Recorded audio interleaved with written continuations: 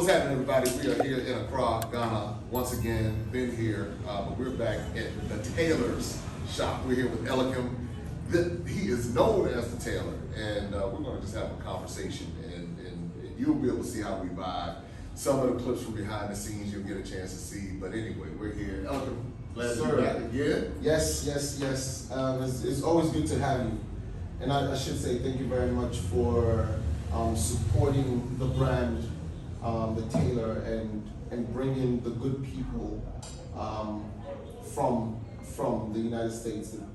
Some of the people that came to get their clothes done. Were they happy with it? Yes, everyone was happy, and I think the good part about it is that they were able to experience this here in Ghana. Right. Because what I've been on a mission to do is to break down the misconceptions that we have. And the gap. Right. And part of us having this conversation is for people to see that there is no gap. Right. There is you don't dislike me. Right. I don't dislike you.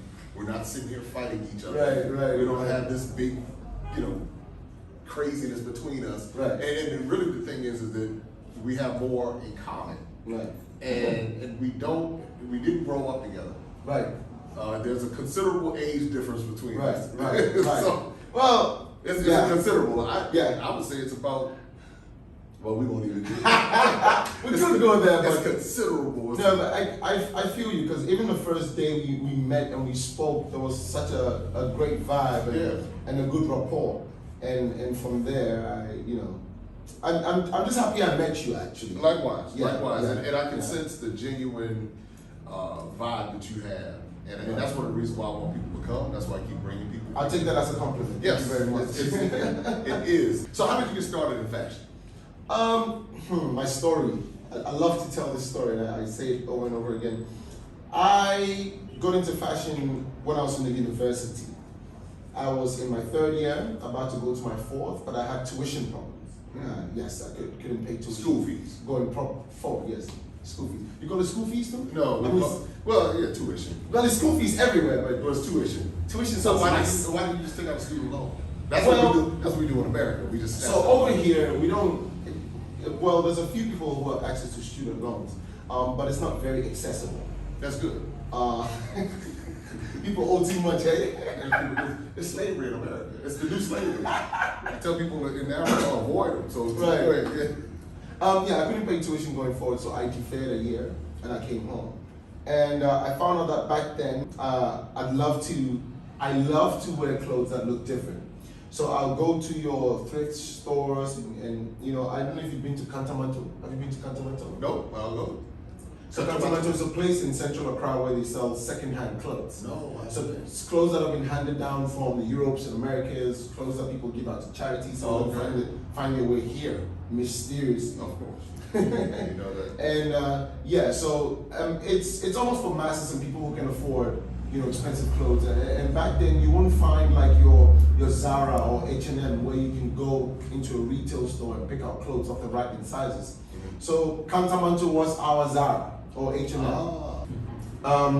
So I find myself buying these clothes and switching them up, putting my name in it, and I go out with them. So people saw them and they liked them. They're like, where did you get this from? And I said, I just changed some buttons on a shirt. It's not a big deal. They're like, no, I want one of those. And I'm thinking, okay. So I take the money, buy the same thing, and make it for them. I didn't think of it much at the time because I wasn't one of those guys who thought entrepreneurship on the go or thought to make money from anything. I just try to help people. Like I'll easily fix something for you with a friend of mine without putting a markup. Right? I never thought business like that. Right. So it got down to a point where people now wanted to make specific kind of clothes. So custom clothes. Exactly. So I'm thinking, how am I ever gonna figure that out? Because I buy these clothes already made, and then I just switch it up like a white shirt. It's an excess. If I don't get this brand today, I get that brand tomorrow. It's still a white shirt. So what I started doing was I was like, okay, you know what? You need the money, especially for school, and you are in like financial shambles, so you might as well just try it out. You know what they say, when a man is in adversity, he finds himself. That's right. So I was hungry. I was looking for a way out. I was looking for a new type of business. Before that, though, I used to go into Togo to bring back shoes and clothes to sell in school. So you never begged on the streets? I'm sorry? Did you ever beg on the street? No, never. It wasn't that bad. I say that for a reason. The situation wasn't that bad. There's a reason. No. So you went because everything I'm hearing is entrepreneurship, resourcefulness, figuring it out. You're not begging. Mind you, though, the people who beg on the streets even have a better story to tell. Okay. I wish I was one of those to tell my story now. It would be a much better story. But I'm not gonna lie, it wasn't that bad. Gotcha. I mean, my dad passed away quite early. That was where the whole, downness. The financial. Exactly. Because he was a sole breadwinner. My mom did her best, but they got divorced and she moved out, and she was also doing her own thing. Okay. But mind you, she saw to us to finish school until we finished school from high school. So, moving on to my story, I'll now go to town and buy fabric in the color and texture that other people wanted, and then take them to a tailor. So you find in Ghana we have these tailors in these kiosks and containers and wooden structures, in their little rooms in their homes, who are good. So I'll go to one of them, give them the measurements, and ask them to make for me, and I'll come pick it up. And you go and they're not ready. The clothes are not ready. Ooh. Every time the clothes are not ready. And I was thinking, you look bad. why do these guys lie all the time? They tell you to come tomorrow and tomorrow's not done. To the point where they tell you to come at a certain time and they're not even available, like they disappear. So you get there and the shop is locked. And you're thinking, my event is in 2 freaking hours. Where's this guy? And He's not picking up his phone. He's just disappeared off the surface of the earth. He appears the next morning when the event is done. So I was thinking to myself, how do I stop disappointing my customers? It was a big obstacle that I needed to get over. Because now I decided this is actually quite good. I buy fabric, take it to Tailors, put a markup. I'm making some money. Right, you subcontract out the work. You know what I'm saying? I think it is. So now here's me going to the Tailors, and because I have excess time on my hand, mind you, I defer at school, so I'm just home now. I'm able to sit right beside them and make sure they finish my outfit. So now, by sitting beside them, I could watch what they were doing, and I learned. So my structural engineer, the guy that's putting together to finish this building, he said to me, you understand everything I say, why? And I think it's just a natural gift I have where I can learn on the job, and I can usually listen and understand. So you pick that up, and exactly. So from there you learn how to do it. Exactly. Sitting beside them and watching them, I was able to learn how they did it. And then when I realized that I had to finish something at a certain time for a certain customer, I usually just jump in and help. So now I started using needles and thread to finish buttons. So you never had any formal training with the needle and thread? No. Not until 4 years. With the needle and thread, we must have done some sort of a vocational skill study one way in high school. Okay. But that was just basic cooking and butting, sewing and stuff. So that's where I must have gotten it from. Okay. I learned how to use a needle and thread back from school, which is just a needle and thread. And then with the actual machine and cutting and everything, I learned from watching these other tailors. And I was able to save up money, and I was like, I actually love doing this. And the tailors are disappointing me. Why don't I set up my own machine? So that when I get to the tailors and they're not done completely, I can just bring it home and finish. Right. Because sometimes I'm up at 10 in the evening, at night, and the tailors are not done with my work, but my clients is coming early in the morning, and I'm thinking, I'm up, I'm not doing anything, I could be working right now. Yes. So I bought a machine myself, like an industrial sewing machine, and I'll usually bring the work home when they're not done and finish up myself, and that's how I started. That's how I started. Alterations, and fixing tailors' clothes with one machine set up. How many years has it been since then? The business has been registered officially from 2013, but it must have been a year or two before that. So you're almost 10 years. Yes. I remember getting advice to register the business after I had started, because someone saw the vision and said, Laura. So I say a big thank you to her. She pushed me to make it an actual business. And so from 2013 it was registered, but I must have started like a little over a year Before before I registered that. But plus, you see, I wasn't too serious about it in the beginning, so I was just doing it. You were just surviving, I was enjoying making a little money. Exactly, that too. Fast forward, I was able to get a few clients. That's when I started wearing my tape measure, because I was like, this actually brings business. Like, people see what I wear and they like it. So if I actually say I'm a tailor without having to say it out loud, people might actually want me to work for them. So I used to go to like nice fancy places, elite places, wear my tape measure, sit down, get a drink, go with friends, and it worked. People came up to me, are you a tailor? Did you make this shirt? And you're like, oh, what else can you make? Then I flip out my phone and I'm showing pictures. Oh, I want this, I want that. And I was able to raise up some money to go back to school actually. I went back, isn't that something? finished my 4th year. Yeah. Isn't that something? Yeah, it is. And then you took that need you for yourself, Right. turned it into a need or a want for someone else. Right. That adversity. And now this has turned into the brand, Yep. the Tailor. Yep. Elikem, you're world renowned.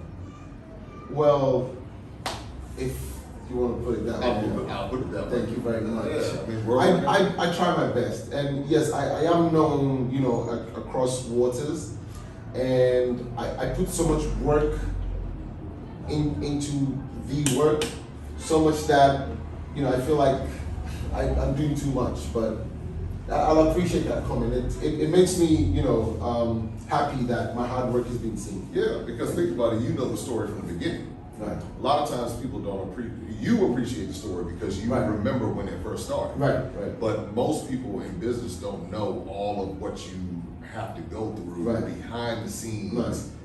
and where it starts. Right. They see it now and they're Yeah, like, oh man, I'm yeah, going to the shop, yeah. I need to get my shirts done, I need to Right, get this outfit right, done, right. but they don't know that The backstory. right. The backstory when Right. you're coming in, you're like, I need to pay my school fees. Yeah. I had to defer a year. Yeah. And the necessity, the reason why you did it. So if somebody is watching this, they can say, well, maybe I need to take a little time to come up with something Yeah. and figure this out, Yeah. which can lead me to where I want to go. Yeah. Remember you were saying this before the cameras turned on, that sometimes you need to take a break. Yes. Or sometimes, Yes. consciously make the time to have some alone time, and Absolutely. and it makes sense now that you're saying it again. Now you're understanding why Yeah, I'm saying I'm it. understanding now why sometimes you just need to take a halt. Yeah. So you've been doing this all of this time, kind of segueing into some of that conversation we had. How much time do you have for yourself now? Now that business is booming, everybody is Elikem. Not a lot of time. You've been on television, Elikem, Right, everything. right. How much time do you take for yourself? Unfortunately, I am trying to be one of the first people to be a jack of all trade and a master of all. I want to beat the odds. Because people say, when you're a jack of all trade, you're a master of none. Right. So I'm an actor, Okay. I'm a TV show host, I MC events, Okay. and I'm a fashion designer, amongst other things. That's why we click. Right. I'm not a fashion designer. Right, but you're a lot of these other things. I used to be a radio announcer. I do voiceover. Right. I've hosted events. Right. I've promoted events. Right. Never done fashion design. Right. So, but I get it now. Now I understand why we're able to click so easily. Right. So okay. So you're trying to master everything. Yes, I'll explain how. Okay. I also believe that wherever you find yourself, you need to be able to learn in that area to master it. Like never ever fail in any area. So I didn't necessarily want to be a fashion designer, but I found myself doing it. And I said to myself, just kidding. I get it. Do it and do it well, otherwise don't do it at all. Then I find people calling me to be on movie sets. And I'm thinking, what is it about me that people like so much? That makes them want me, that makes them want to have me in their movies. Yes. So go explore that. And when I get there, I find myself just doing almost nothing, but accomplishing a lot. I'll explain too. So say for example, when I was called onto this South African stage, it's a big stage. South Africa is huge. Yeah. The whole South African culture. Yeah. Tap into that culture. I'm coming for you, son. So it's a big TV show with 4 African countries. It's a music competition, and the grand prize is $100,000 US. Oh. And it's how many rands is that? It's $1 million rand. No, it's 14,000 rands per. Maybe 1.4 million. Something like that. It's time to be corrected. All right. But yeah, it's a big platform, and I couldn't say no. And I thought to myself, how am I ever going to achieve this? Now, I've been reading books that talk about how you can achieve anything or know anything by learning. So here I am, I go on YouTube, I'm looking for how to be a good TV show host. I'm trying to read books. I'm trying to learn from the best. I'm trying to learn from my co-host, who's a seasoned TV presenter. And I find myself getting good compliments off the show. So I'm thinking, as much as you want to focus on one thing and capitalize and master it, you can also take time out to do the others. So I don't necessarily take time out on my own. I'm answering your question now. No, beating around the bush. Good. I don't necessarily take time on my own to like necessarily chill and do other things. But what I do is when I find myself called to do another job, then that's my time off from fashion. So going into the movie space, I treat that as like a holiday or a time off when I'm doing the movie thing. And I'm fully focused and concentrated on doing the movie thing. Okay, so you compartmentalize it, I get it. Exactly. I got it. I've been called back on set tomorrow. They actually built upon my minor role in a new TV series and made me almost the major character. And I've been called back to start shooting tomorrow. Tomorrow? At 8 o'clock, yes. Tomorrow. So I got a good time. You got a perfect time. Because after today it would have been right. struggle. That's why I'm supposed to do it. Yeah, I've been called back tomorrow, and my production manager is telling me the story has been put around me now. And I'm thinking, I took the role in season 1 because it was minor, but it was a powerful role. So I'm a security guard who's a law student who fell in love with a upper class girl at the office where and this is in South Africa? I work as a security guard. No, this is in Ghana. Oh, this is Ghana. In South Africa, I host a TV show that's sponsored by the biggest So this is two insurance different company. Yeah. It's two different. Two different worlds. Okay. So this show in South Africa is sponsored by the biggest insurance company in South Africa. It's a big show. It's my biggest paid job ever. People will kill for that job. Got it. I understand. And the job in Ghana is for Aquaba Magic. It's GSTV. So Aquaba Magic, the title of the series is To Have and To Hold. It's star-studded. Other big So stars. others Ghanaian Local artists. Yeah, stars are in the TV series. And in South Africa, it's Old Mutual Amazing Voices. That's sponsored by Old Mutual. That's the insurance company. And also, I'm co-hosting with MISA, who has won award after award for being one of the best TV show hosts in the country. And that's in South Africa? In South Africa. Okay, so got it. All right. Yeah, and then some of the judges are award-winning Amara Brown from Zimbabwe, one of Zimbabwe's biggest top artists. Okay. We have Dramatic from Ghana, he's also big down here. Vusi Nova is also a big artist from South Africa. Fela Tuju is a big voice coach in Kenya. And Zwei Bala is, he's won a Lifetime Achievement Award. He's also on the show. Yeah, big show. I'll have to check this out. Big show, I'm telling you. So when I look at all these small achievements, I can only respect myself for trying to be a master at them. Otherwise, I wouldn't be called back, to say the least. And sometimes I doubt myself. I'm thinking, you can't be that good at all these small little things. And not to blow my own trumpet, but an average fashion designer in Ghana hasn't achieved what I have. And I don't sleep on Sundays, I don't stay home as a holiday. I work till 9, 10 p.m. at night, sometimes overnight, because the pressure is so much, sometimes we need to stay overnight to finish. Understood. It's a holiday today, but we're here working. Yes. That's the kind of hard work I put into my, you see people trying to come in making noise. I was wondering if we were going to even do this. You know what I'm saying? How's this going to happen? So I know I put my everything into everything I do, and that's how I want to achieve being the master of everything. Now, there's some people watching right now who say you cannot master everything. You can try. They'll say you can't do it. They'll say if you try to do too many things, you're gonna Right. spread your That's energy true. out, That's true. and you're not gonna That's be true. successful. That's true. I understand you 2,000%. Right. Right. I also understand the other side. Right. 2,000%. Right. And when we were talking off camera, Yeah. one of the things that I was saying, I was asking you how much time you have for yourself. Right. That's where we're gonna get to big brother advice to little brother. Yeah. Right. Because one of the things when I was your age, I remember being, Which was like 30, 40 years ago? No, we're not maybe mentioning half of the 30. So, but I remember being in my early 30s, Right. and being driven, and being good at everything Right. I would touch would turn to gold. Right, right. No matter what it was, Right, just right. random things. Right, And so right. it would create this pressure Right. inside and say, well, what do I focus on because I do everything so well? Right, right. But what I didn't do is I didn't take time for myself the way that I wish I would have. Right. So I found myself in this grind, and very successful grind. Just grinding. Then life, when you're in the grind, life moves by so quickly. Right. True. So then I got to a point, I said, wait a minute, What just happened? where did these years go? Right. And I said, at that point, I said, I'm going to take time for myself. You know, now my children are grown. Right. I said, I'm going to live. But what I did was I started creating systems that afforded me the opportunity to live. So I still run my company. Like a structure, man. Yeah, I still run my companies and run my business. I have record years of revenue and everything going on.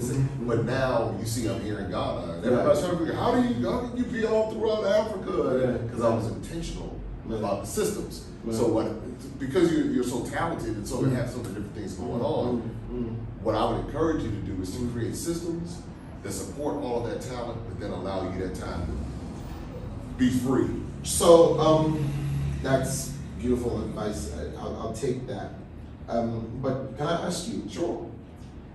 Taking 2 or 3 days out, because what I do sometimes is I get on my bike quite randomly and I ride out 2 hours away to the Volta region where my hometown is, by the beach side. Yes. And I take a day off where I sleep in a hotel, come out to the beach, have breakfast, get my book, try to read.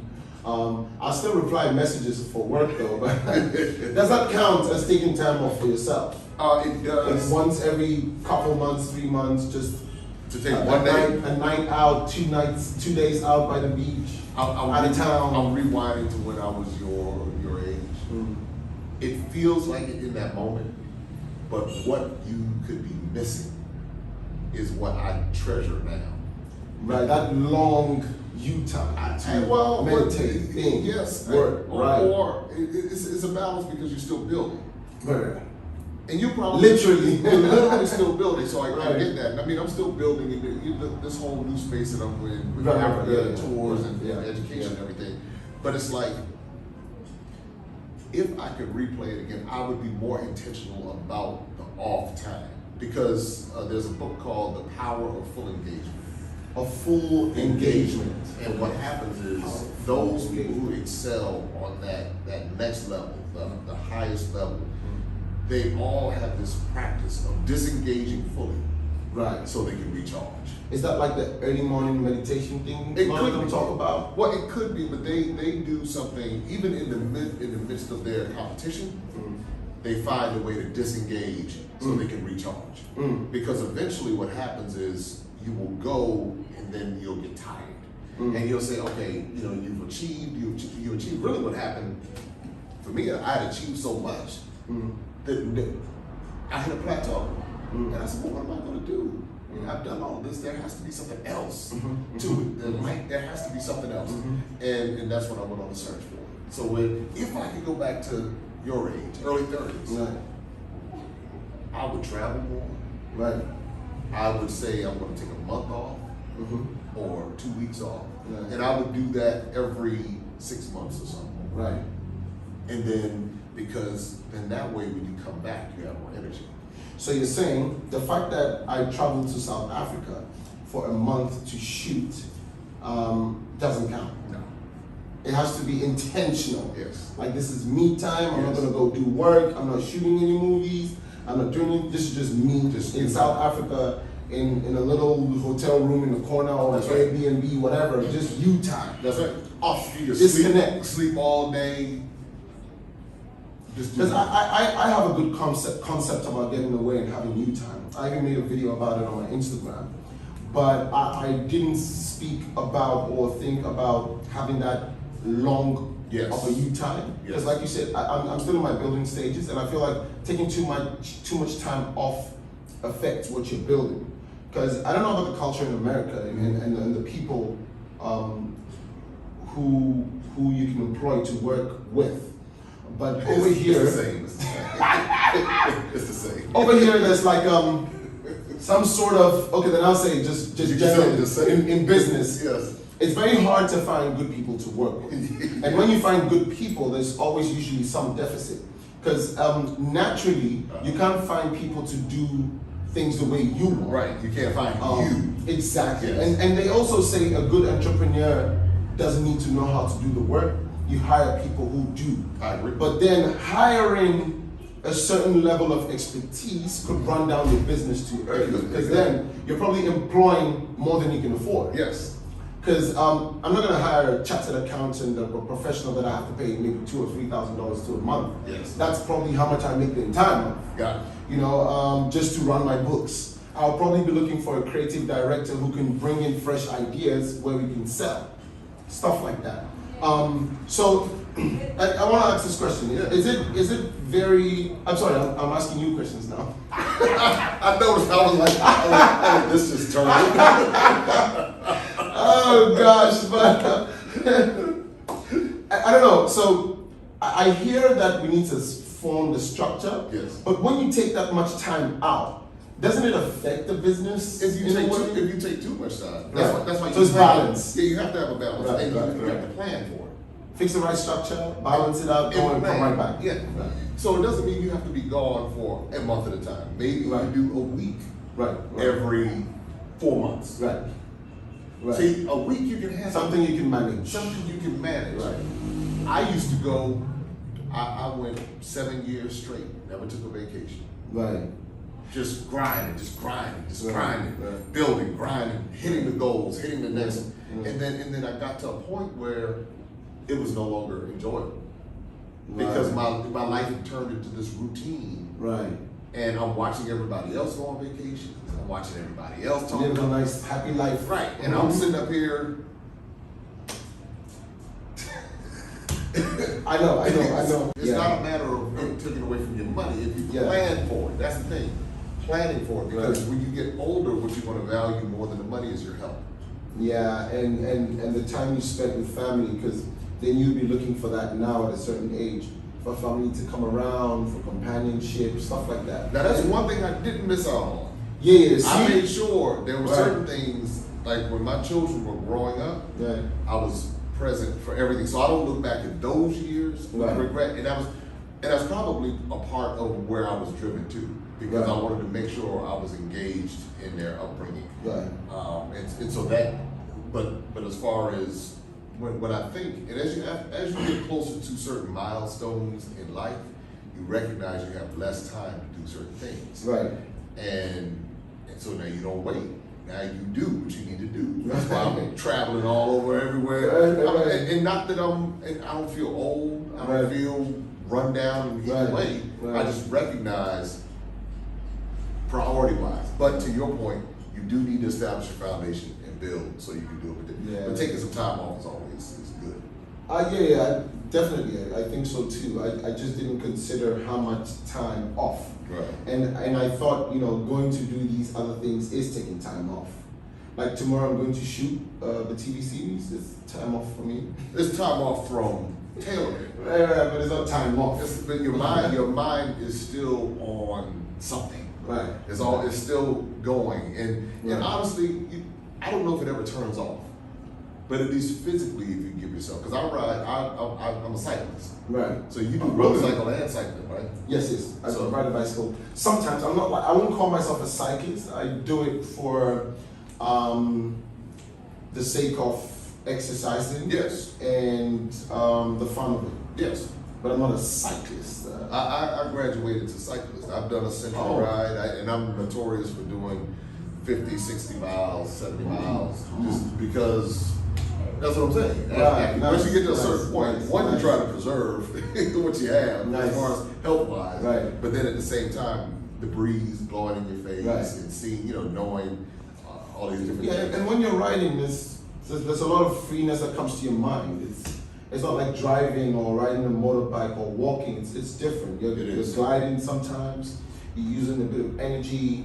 And in a car, you can get distracted by your radio or your phone or something. Yes. But when you're riding, I tune off from everything. I just ride. Right. So I like riding for those things. You might want to try this. This might be one for you. I did this. I climbed Kilimanjaro. Yeah, you told me that before when we first met. Yes, that's a. Yeah, I should try it. That's something I would do. Yeah. Maybe that's what we have in common. Maybe who knows? Maybe, let's do the DNA. Probably We're gonna older find brother for my mother, sisters, cousins, uncle or something. But no, I'll do that. But those types of things Right. will give you the adrenaline. It'll give you, but it also allows you to disengage. Right. And when you can disengage, Right. that's something all the way off the beaten path. I'm Right. not a mountain climber. I've never. Did you leave your phone down? I didn't. You didn't. I had a satellite phone. Okay, but so you were still just in case something happened. Just in case something happened. Just in case something. I had my satellite phone. I would check in, but during the day. Well, the good part about it was 8 hours ahead. So basically, right. when I was climbing, everybody was closed. So Right. my businesses were closed. Right, so you didn't have to check in, no one's calling you for work, but you didn't have a smartphone where you're like trying to check social media and stuff, all of that distracts you. No, I could not do social media. Yeah, right. You're not. I'm just asking, so it's safe to just take a certain device just in case something happens, you can get reached on? Absolutely. But disconnect from the whole pressures of, Yes. of being on normal ground. Yes. Yeah. So tell me a little bit about your you had television career, Right. movie career. Anything you want to tell me about that? Oh, my stories. You're actually just making me go back, and I'm having nostalgic moments right now thinking about it. So I grew up watching The Fresh Prince of Bel-Air and some Denzel Washington movies. Okay. I'm thinking, You have that in common. I'm telling you, we need to get the DNA out. We're gonna find out. And I grew up looking at these guys thinking I could be this guy, like similar features. He's tall, he's dark. Right. I can stand in the mirror sometimes and do a face. We're not the same, but I felt like I could want to act because I found myself talking a lot, trying to make people laugh. My little brother, I always felt like I had personality.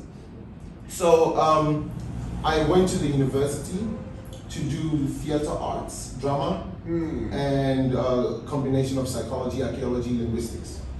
I dropped linguistics, level 100, dropped archaeology, and then I combined psychology and theater arts. So I loved to read back then. Interesting. So psychology was easy to me as an A student in psychology.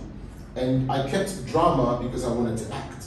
Understood. So every year I was a part of the production and participation, which is like a certain kind of must-do thing. It's compulsory to be a part of a production when you're studying drama. Okay, to be a part of a production. Yes, yeah, you can either be cast or crew, but you have to be a part of it. And every time we go for auditions as juniors, and the seniors, the master's degree students, and the fourth year students will select their cast and their crew. So you can go in the area where you want to perform, and they can say. So I went to be a crew.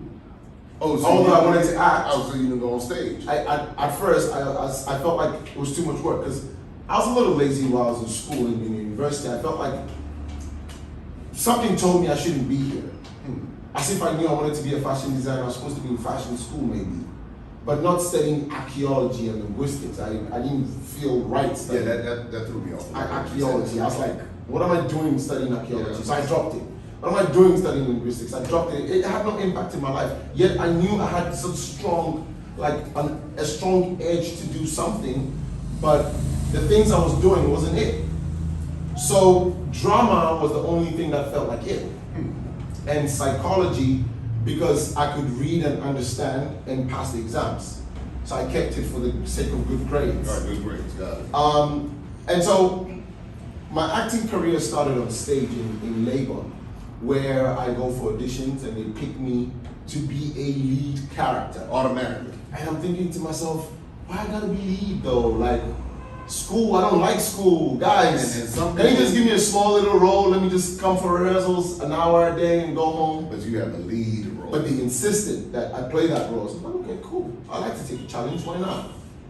I was still trying to discover that me, because I knew I had a me, but I couldn't find it. So I go for rehearsals every time, and sometimes I will get tired, and they'll ask us to come 5 a.m. to rehearse.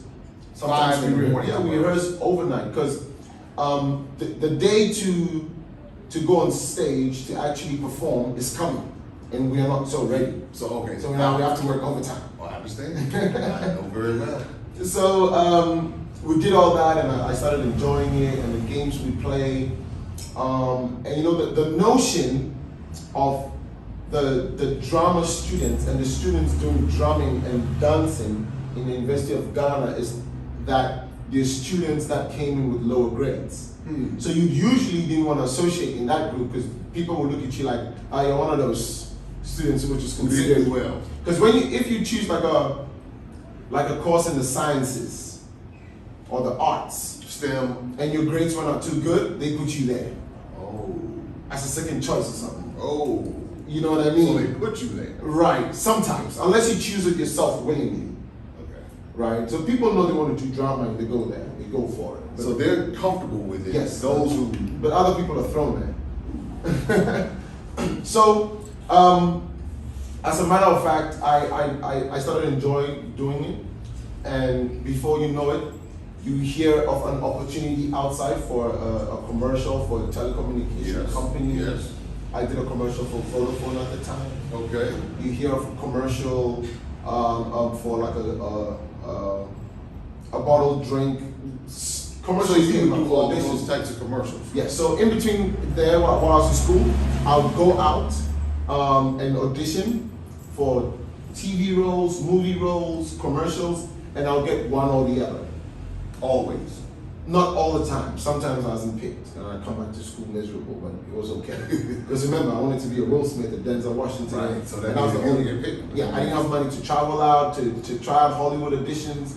I didn't know what an agent was, so I just wanted to start small locally. And so now you're doing all that. Now I'm doing all of that because I realized that, so that's what I went to school for, to do the whole drama thing. And then while I was doing that, I couldn't continue to 400. I came home, and remember, fashion came to me naturally. Okay. So I found myself just doing the fashion, which I didn't plan to. I never planned to be a fashion designer. And so later on in life, like I'm that old. I was gonna say later on in life, I'm just listening, I'm saying. There's one audition after the other, and different opportunities. People saw me. Oh, you want to act? There's an audition for this TV series. Come, and I was selected one audition after the other, and then I auditioned for Big Brother Africa. That was my next question. I was like, so how did you get on Big Brother Africa? Yeah. I was auditioned the first time I wasn't picked. Didn't take offense. I've been rejected a lot of auditions many times. Then I auditioned 2 years later when I finished school. So I auditioned the first time when I was in when I deferred 300, I auditioned. And then they didn't pick me. So that whole year of defer, that's when I was doing the fashion thing seriously. And then I went back to school the next year. And then right after school, I went for the next audition. And then I was picked. So what was that like? What was it like when you got picked for Big Brother Africa? So Big Brother Africa just sprung me up overnight from 10 to 100. Were you known as the Tailor? I was known as the Tailor in a very little way. Okay. Because I had dressed 3 or 4 celebrities. I had a Facebook page, and it was okay because He's on a Facebook page, right? yeah, back then there was no Instagram. So Facebook, these people tagged me on Facebook, and people started coming to me. They started driving traffic. Okay, it's from the Tailor side. From the fashion side, yes. When I made clothes for these 3, 4. Mind you, I had started doing auditions for certain movies, so I started meeting some celebrities on set. Then I became friends with them. Okay. Then I told them I made clothes, and they wanted to go for a show, so I make an outfit for them, and they take it. And so everything worked hand in hand. Me wanting to be an actor helped push the tailoring career, And then vice versa. So when you hit Big Brother Africa, did that take? Yes, so it just propelled me, like that was a platform that just made everything go global. Was your brand on Big Brother Africa the Tailor? Yes. Got it. Yes, it was. So before I went to Big Brother, I made a few clothes for a few celebrities. I had shot in a few movies and TV shows. So while I was there, these people started making noise about me because it's such a big platform you want to associate with it. So the movies I have shot, the producer of the movie I had shot pushed the movie back into mainstream to say, oh, this Elikem, that's a favorite guy. Because mind you, I'm the first Ghanaian to ever make it to the Big Brother Africa finals. I was wondering because there's normally people from say South Africa, Nigeria, and Ethiopia. It's 14 different countries. So 14 different countries. 12 different countries, 24 people, 2 from each country. Where are the majority of the people coming from? It's spread actually. Really? So we have Zambia, Zimbabwe, Namibia, South Africa from the south. Okay, I was gonna say Tanzania Okay. from the east, Okay. Kenya, Uganda occasionally, Okay. Ghana, Nigeria, Sierra Leone. So you have a nice mix. Yeah, it's a nice mix. It's across Africa. It's English-speaking countries. Oh, so it's not francophone. It's not There's more francophone. Yeah. There's no English- francophone. There's no francophone. Oh, got It's it. English-speaking countries. And so that propelled me, globally. And I was the first Ghanaian to ever make it to the final. So it was a big deal for Ghana. So coming back, for me, I was like the biggest Big Brother Africa star ever in the country. I don't know if I still hold the title, maybe I do. It's a one to blow. I mean, I did well. Yeah, I was gonna say if you were able to pull all of that off, and you Yeah. had other people from Ghana go on Big Brother Africa. Yeah, and not even make it close to the finals. Is the franchise still operating? So Big Brother they Africa? run one more season after mine, and then they cut it to do only Big Brother Nigeria. Oh, That's why I say I sort of still hold the title, maybe. I think you do. I think you Because do. before me and after me, no one's done what I did. I was gonna say you hold the time. So I'm sitting here with Big Brother Africa royalty now. Yep. This thing that would take it to the next level. Yep. What was that experience like for you? It was a contradiction of sorts. I loved it and I hated it at the same time because you're locked up in a space with no timekeeping device. You can't communicate to the outside world for 91 days. Right, because the was it non-disclosure and all of that. Yeah. There's all of those things in the certain things you can't say. There's things you sign off and they leave you to do what you want. There's no script whatsoever. So it's not like you're acting out some sort of entertainment for people to watch. And week after week, you could get nominated to be evicted. So there's that mind play where you're in the house feeling, I'm not so sure if I'm gonna go out, am I gonna win the money? What are people thinking of me outside? Were they People loving me? nominated to get evicted? Yeah. So you know what? Big Brother made me realize what sort of a person I really was. That was a life-changing moment for me because then I realized the potential I had. Because before going there, my confidence was not so much, but I came up against some of the strongest housemates in the house. Other housemates in the house considered strong, and Africa considered strong. But when it was time for voting, they voted them out, and I stayed in. Interesting. So they must have liked me for a reason. Interesting. So I came up almost every weekend to get evicted, but I never went home. So for whatever reason, you dodged the bullet. That's So what we say in America. You yeah, dodged the true. bullet. So Africa liked me for my sort of whatever personality I was bringing out, but the people in the house didn't like my personality so much, so they kept bringing me up for nomination for eviction.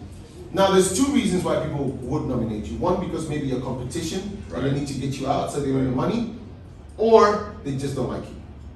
And so either you were the competition, Or they didn't like they me. didn't like you. Either ways, it didn't matter because Africa liked me. so Africa voted. Me to always stay in. And that's who I sell to right now. That's my following right now.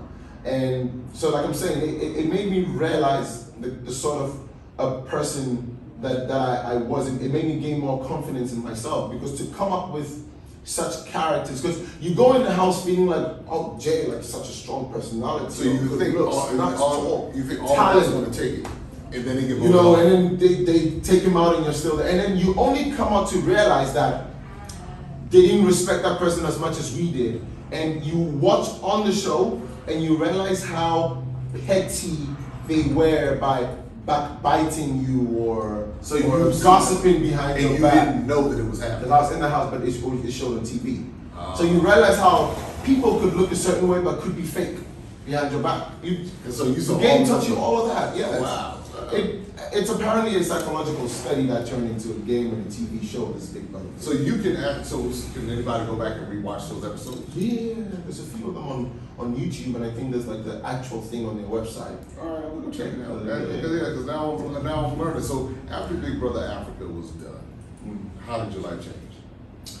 So I came out, and all of a sudden I was a big celebrity stroke star. So you in go Africa, places, not just Ghana. You go to the club. So I get to Zimbabwe, and there's thousands of people outside the airport screaming my name. Really? The videos are there, the tapes are there. Oh wow.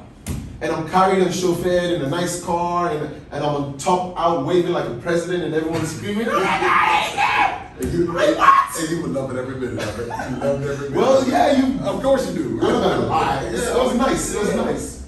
And you know, the love is coming from everywhere. And when you make a post, everyone wants to wear what you're wearing, and it's good business as well. So your business blew up at the same time. It did. It blew up so much that I couldn't handle it. That was going to be my next question. I couldn't handle it because I wasn't ready for all of that. So what did you do? How did you deal with that? I made it work. Yeah, I managed. There was a few disappointments. Okay. But then I chose not to give up, but to learn how to fix. So you developed a system. Yes. Then I developed. You were intentional about developing a system so you could manage it. Exactly. And you managed it. Yes, I did. Till now. That's what's got me here. Okay, so now I'm gonna throw this at you. You didn't see this one coming. Okay, bring it on. The same way you developed a system to manage the success was coming your way, right, is the same way you can develop a system to disengage. Right. You didn't see. I heard your whole countenance change. right. I knew that was coming. When you walked it down, you're like, right. I saw the whole thing come down. But no, you make a lot of sense. I'm taking that. What has life been since then? That was several years ago. How has all of that morphed into where we are today? You know, like you also say that if you could get back to your early 30s, there's certain things that you could have done. I wish that if I knew then what I know now, I would have done better, because I've learned so many things over the years, and I appreciate the growth, and I've learned a lot more from learning, like making a conscious, deliberate effort to learn, read books. So now every time I find myself wanting in a certain area, I read on it. Right now I'm reading a book titled Healthy as Fuck. Okay. I was like, where is this going? It's a good book, actually. It tells you about how being healthy is more of a lifestyle than waking up and wanting to, I want to start going to the gym tomorrow. I want to start eating only veg. So it sounds like it's a comprehensive approach. Right. Because I want to make a conscious effort to stay fit and healthy. Yes. You know, as I'm growing up, because I see that the body is getting out of shape. So when I find myself, I do a lot of research in the area, trying to find out what foods are good, and how to maintain a certain healthy lifestyle without necessarily going out of the ordinary.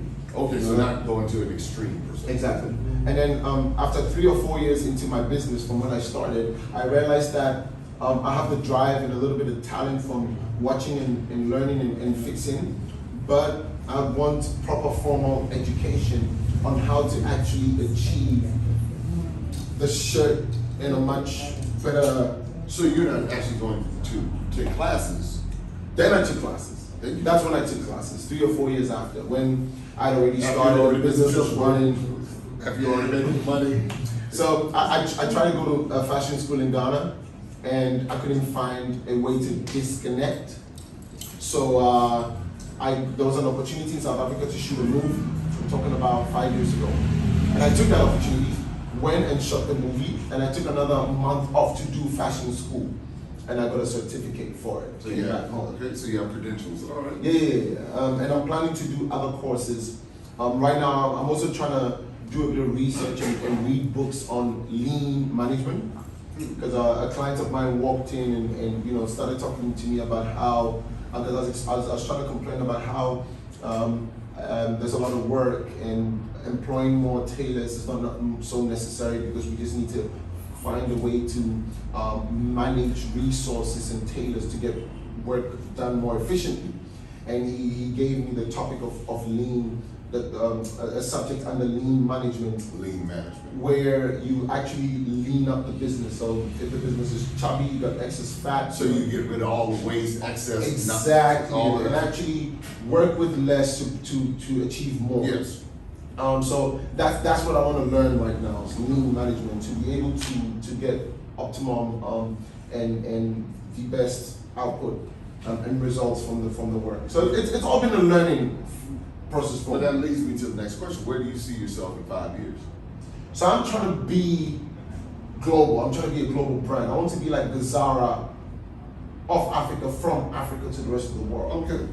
So when I say the Zara, what I mean is I want to go into mainstream retail, where I have ready-to-wear clothes all over the world, online, in stores, wherever, where you can literally just come pick off the racks. African-inspired clothes with kente hints. We're talking urban, everything, always everyday clothes, but made in Africa, made in Ghana, by Africans, by Ghanaians. Because you have the shop in the back. I mean, I've been back there. Right. And so I see they're made in Ghana. Right. Not made in China. Right. Made in Ghana. Right. So yeah, I'm trying to set up myself to become that global fashion brand where I'm an affordable retail brand. I don't want to be an expensive. So you want to be that everyone can wear your clothes. Literally like a Zara. So what Zara does is they're an affordable luxury brand, where their clothes will look like the Gucci's and the LVs, and it's almost up to their standard. Yes, right. But it's affordable. It's also not too cheap, because there's quality to it. Right. So, and everything that has quality is expensive to make. So you're gonna have. So it's right in the middle. It's right in the middle, literally like a Zara. So that's what I'm trying to do right now. I'm trying to set it up for that, to that point. I recently had a sale, and I realized that people love the quality clothes, but they want to pay less for it. And do tell. But for some funny reason, I'm still making my money almost twice as much as I would have been from selling the clothes normal, keeping at a high price. I'm making twice as much, and it's crazy how bringing down the prices is making you more money. Because you increase the volume. True. And then you make it more accessible for people who want it, because it was exclusive at one point. Exactly. Now it's less exclusive, but the brand is still maintaining itself in that price quality. Price point and quality. Right. Which now opens the door for you to be able to expand to get there. So right. In 5 years, you want to be able to have your clothes on the rack for retail where anyone can come and pick it up. Right. And I've started with this, that's the idea of the concept store here, where clothes are off on the rack where people can pick up and go. I mean, who knew all of this? Who knew all of this was happening in this conversation? Well, I want to thank you for your time. Oh no, man! Because it's an honor. No, because I'm gonna tell you why. Because I know how difficult it is for you. I'm watching all the activity and everything that's going on right now, and I was like, wow, you pulled this. I mean, if I was an hour later, I would be in trouble. But I also think that I want people to come see you, because I want them to know that, again, in America, they tell us everything is bad in Africa. Really? Well, Americans don't know. People who tell you they don't know. Well, they do it intentionally, because they don't want us to have these kind of conversations. Oh, right. They want us to stay away from you. And for you to stay away from us, they don't want us to bring our resources here to Right. learn about your brand, Right. where your brand, expose it on our social media. Right. Because if that happens, And now then we're breaching a certain big, massive gap, and then it F's them up. yes, and that's what it does. And Right. really, that's the way it's always been, to make sure that we don't have the access Right. to one another, because Right. we are the resources, your talent, your skills. Right. It's like when we put our minds together, Right. then that poses a problem. Of course. Across the board. You know, And literally right now, you and I can put our minds together and mark a lot of things up. I can take my old age. Yeah. And You're not so old age. I can take my old age and put it together with your talent, Right. and we can, do. I mean, No, for real though. But that's like, no, seriously. That's real. Yeah. People don't, but they know that. Yeah. But we don't know that. Right. Because we've been trained to be afraid of each other, to not trust each other, Right. to think that, we're gonna scam each other. Right. Without seeing the scams that they've already set up Right. in place to make Right. sure that these things don't happen. So that's why I say it's an honor to be here, and it's an honor to be able to share this. This video will go forever.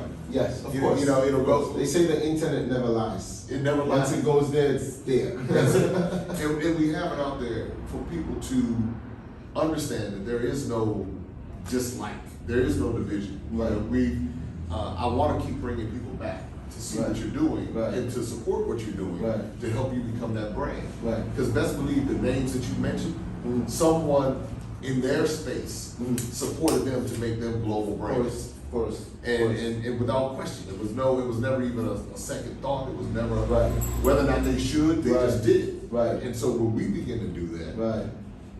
I mean, it opens the door for the next person, for the next Elikem, for the next person who is trying to pay their school fees. And Yeah. even if they never do fashion, Mm. whatever it is that they're doing, Right. they have an example. Right. And from the old school to the new school. I like it when we always go there. And I'm joking still, because I'm really not. but it's like, No, I mean, 72 is not that old. it's not that old. You don't realize how close when you say 72. You don't know what you were saying when you said 72. Some people understand 72 one way. Which other way? 27? The opposite way? No. See, 72 could be the year of birth. Oh! No. I mean 72 years old. Well, hey, either way, it could be. So yeah, man, but it's Because you keep saying the old, but you're not that old. I'm really not. Yeah. But what I'm saying is that the years that I put into the No. into The game. years of experience comes with a lot of respect and knowledge. I know and, that and, for and, sure. and age. But but what it is that I'm so impressed by what you've done Right. at such a young age. Thank you. And I see the future for you being bright. And by the time you get to be my age, Right. that presently you should be doing all kinds of. I mean, you've already done I so pray much. so, but thank you so much for Yeah. the good looking out, Yeah. and I appreciate it. Like you bringing your group to me meant a lot. It means that you actually, because if you didn't see a certain quality in the brand or me, you wouldn't have brought them here. Because that's bad on your part. Right, exactly. Because if they go back with a bad impression, other people won't patronize you, especially. Right, they'll say he took us to this place. Yeah, so I really appreciate you coming out like that, and this follow up means you appreciated the work as well, and you told me, and I'm glad we're doing this. And I want to make sure that you know that you have. I mean, you know it based upon your clients. Right. But sometimes when other people just kind of say, no, I really believe in what you're doing. Right. And I want to see you succeed. Right. And I'm going to do what I can to help you succeed. That's what we need to see more of. Right. And that's what I'm getting from you now. That's what I'm saying. I appreciate it so much. It means a lot because it's also coming from you, who's coming from America, to coming into Ghana to do your research on what's quality and what's good for the rest of your brothers and sisters coming from America. And you're here to bridge the gap and relate African Americans to Africans. And for you to bring your African American people to me as an African or Ghanaian means that you see that connection easily between me and them. And the picture we have of America and Americans mostly is the quality you portray, which you do so well. Otherwise, this interview wouldn't have been happening. I told you I run away from interviews nowadays. I asked them for a list of questions, but Jay asked me for an interview, and I say yes. I don't even know the questions because I didn't have I want to questions. talk. I didn't have any First questions. time we talked was so natural. It was organic. It was proper. I just felt like, and the whole time we're talking, I didn't even feel the cameras, and I agree with you. These are the kind of conversations we need to have, and these are the kind of realizations we need to come to of the kind of people we are. So thank you so much Well, thank for you. coming. Well, thank you for being so welcoming. Thank your staff, your team, Yeah, your folks yeah, in the back for being so yeah, welcoming. yeah. I'm gonna get them some Banku today. So, Banku and Pepe. Yeah, that's right. Get some Banku. And listen, everybody, make sure you check Elikem out. They can find you right on IG at Yes, Elikem. yes. Elikem Kumordzie on Instagram, Facebook, YouTube. There's a few videos out there here And check them out on Big Brother Africa. Just go back to see Elikem and we'll put all the information in the description. That was a long time ago. There's one video where I made 2 dresses in 30 minutes by hand. See, those are the type of things we need to be able to see. But if you go to YouTube, you can check it Yeah, out. it was crazy. I didn't even know I could do it, but yeah. But you did it. I did. I was surprised. On the show. And see, so you can see that on YouTube. But if you're in Ghana, when you come to Ghana, make sure you stop by. It's called the Tailor. Yes, sir. And right here, and you can search the information. You put that's where they find it on. Yes, on Google Maps, you can just type in Elikem Kumordzie Okay. Tailor, it pops up. And we'll put all in the description so you can see. Yeah. But make sure you Brings stop you by. straight to the location. That's the deal. Make sure you stop by Yeah. when you're here. And because again, so many people, this video will last forever. Yeah, forever. And make sure you stop My by. grandchildren are gonna come and watch it. All right, everybody. Once again, make sure that you subscribe, like, share, and make sure you check out Elikem and everything he has going on. So until next time, take care of yourself. Uncle Jay. Cool, man. Open up your eyes and see all the fun and mystery. Take an African adventure with Darren and Destiny. From the mountains to the shore, so many things to explore. Take an African adventure with Darren and Destiny. The Adventures of Darren and Destiny. And Darren and Destiny are twin brother and sister. And you go on their adventures throughout the African diaspora, meaning so African diaspora destinations, primarily focused in Africa, but we go to South America, we're gonna go to the Caribbean. Their first book is going to take you to Ghana. And then we're gonna go on a safari. And from there, we're gonna go to Ethiopia, and then we go to Salvador, Brazil. And what the goal is to be able to inspire curiosity in the continent of Africa, in our children from a very young age, and to really tell a more accurate story. Most of our children are exposed to negative images, late night infomercials about how bad things are, everybody's sick, everybody's poor, everyone's uneducated, but that's simply not true. So what Darren and Destiny and their family do is they go to different African destinations. They're learning about these different places. You're beginning to see positive images, but still telling the truth. I mean, that's the important thing, to tell the truth about some of the things that have occurred. But it's all done on our children's level so they begin to understand it. And it begins to pique their curiosity. They begin to learn more.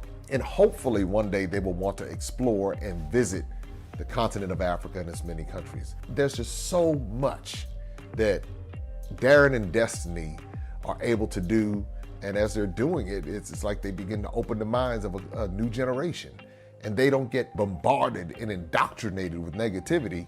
They're actually able to see positivity and inspiring images and messages about the African diaspora, as well as those who are still indigenous to the continent of Africa, and they begin to learn more and just see things differently. So I'm excited about introducing the Adventures of Darren and Destiny.